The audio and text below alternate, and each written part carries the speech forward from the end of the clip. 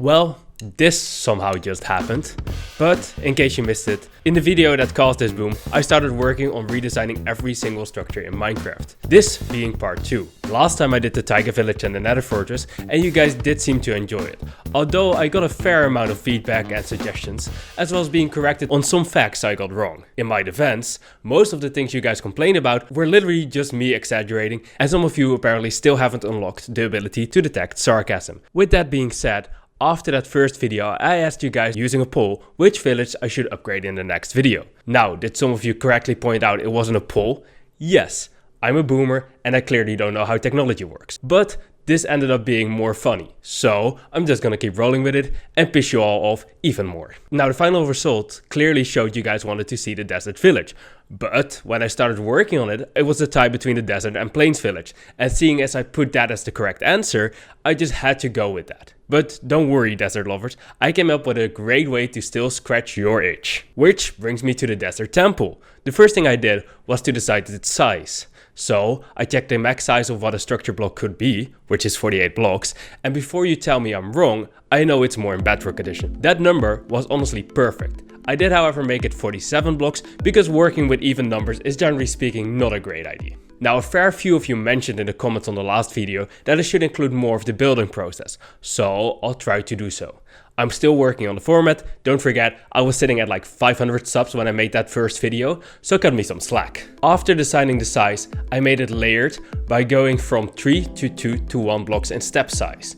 The goal is to have at least part of it be buried on the descent layer like a proper pyramid, but by the time of writing and recording this script, I hadn't added that functionality yet. For now, let's just hope I get it to function as intended before the video goes live. Seeing as it's pretty similar to how the Nether Fortress was done, it should be relatively easy, I think. I hope. For the textures, I used a mix of the different sandstones and sand. For the details, I also used the big clay pots along with cobwebs and the for me pretty new dried grasses. For a touch of color and because I want to keep the structure at least inspired by the vanilla counterparts, I used some terracotta as well as red sandstone. I even made sure to bring back a variant of the floor pattern that's in the original, using glazed terracotta along the normal ones. After finishing the design of the temple itself, I started working on the chest area.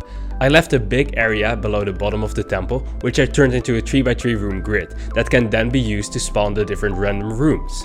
These rooms include ones with mob spawners and of course chest rooms, including pressure plates with TNT. Someone in the last video did suggest to possibly use trial spawners in more places like this, and although I like the idea, I don't really know how these work yet, and I want to run the idea by you guys first, because I truly value your opinion.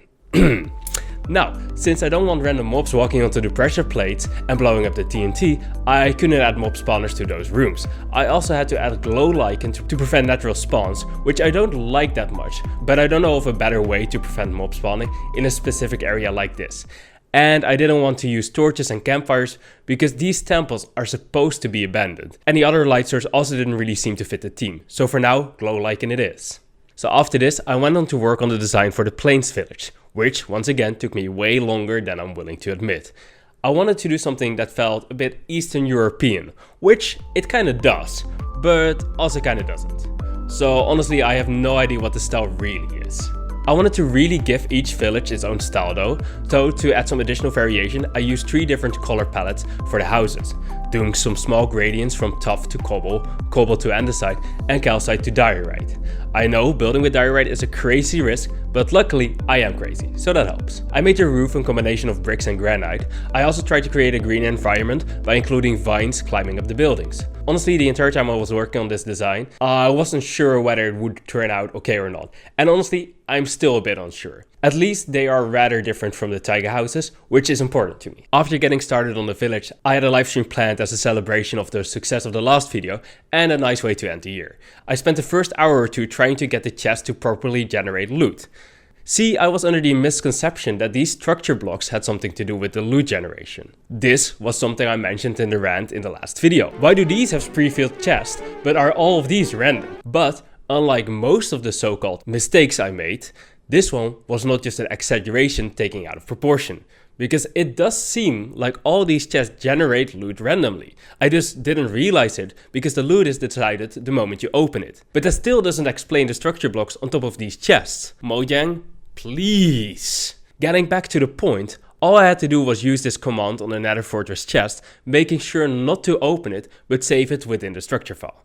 And boom, it worked. Big shout out to Grass1, who was the one who figured it out during the stream. I will still have to do this in a bunch of the other chests I've placed, like in the Taiga village, but I'll do this later when I feel like it. So for now, no proper loot chest for you people. I then decided to do some actual building by making the 2 buildings I skipped in the Taiga village last time. Skipping or not finishing stuff seems to be a common thread in this video, which I'm not sure is a good thing.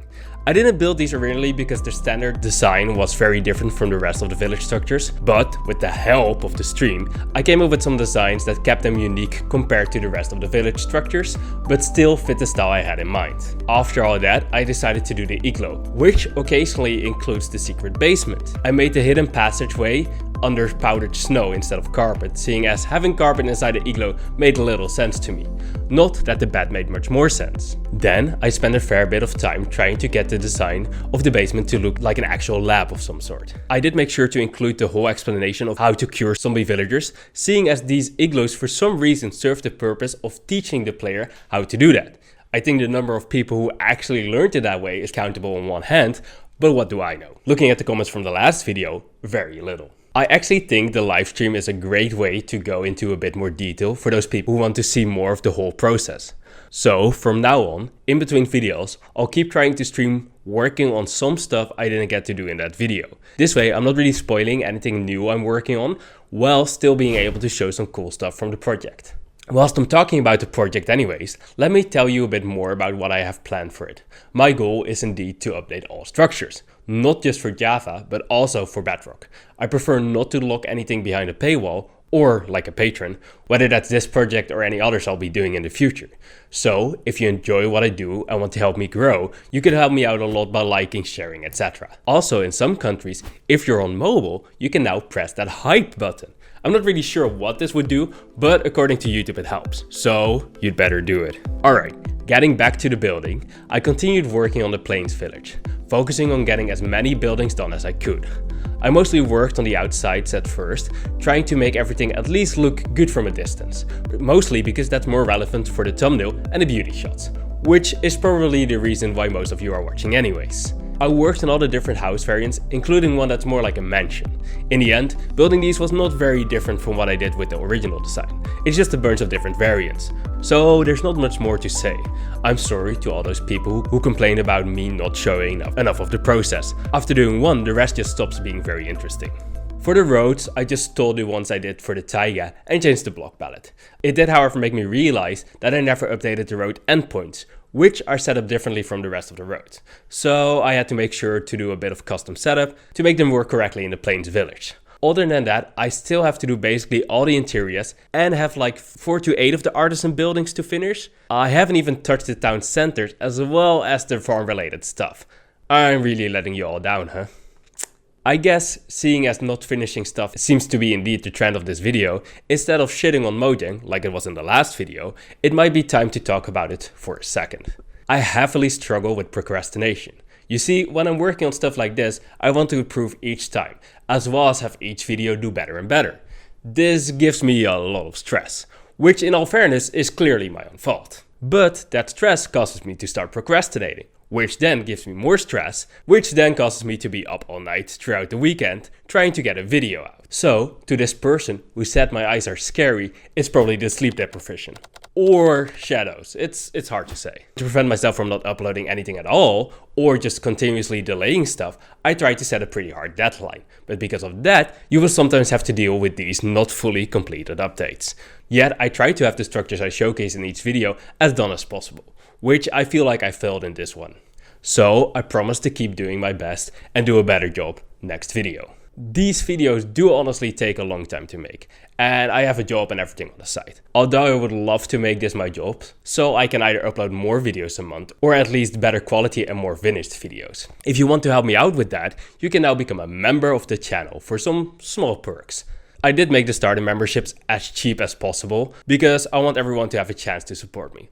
Although the cheapest way to do so is simply turning off your ad blocker. You know who you are.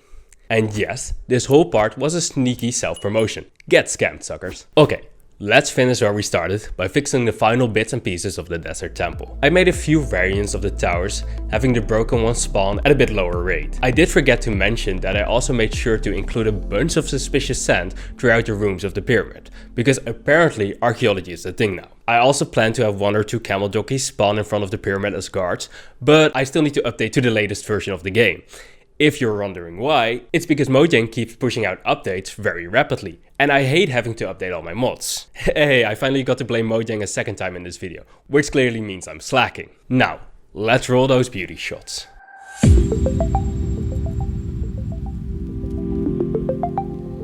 Once again, I'll update the download link with the current version within the next few days or so. Just keep in mind there's still plenty of stuff that's broken, not working or not finished. So please don't expect too much.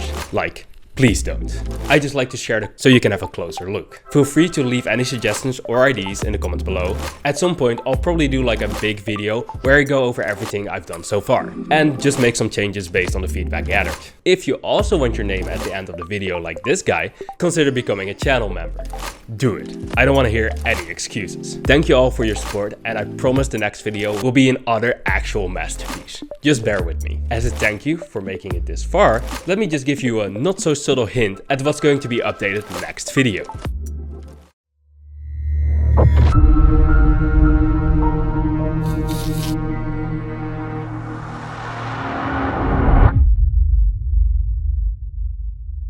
Alright, bye.